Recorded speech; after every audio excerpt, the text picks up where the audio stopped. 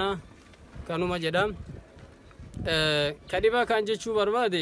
akkata qubsuma ana keenna kana keessatti rakkoo baay'eetu jira bu'uuraalee misoomaa hin jiru ifaan qabnu notorkii hin qabnu akkasumatti daandiin keenya addaan ciccitaadha bishaan dhugaatii tasumaayyuu hin qabnu akka odeeffannee qabnutti illee Itoophiyaa keessatti Oromiyaa osoo hin ta'initti akkuma Itoophiyaatti naannoo jirtu hundaa keessatti namni aanaa kanarra bishaan rakkataa hin jira jennee hin dhageenye gidee baay'ee walgahii adda addaa irratti odeeffannoo adda addaa irratti ilaalu haala rakkataan gama bishaaniitiin uummata kana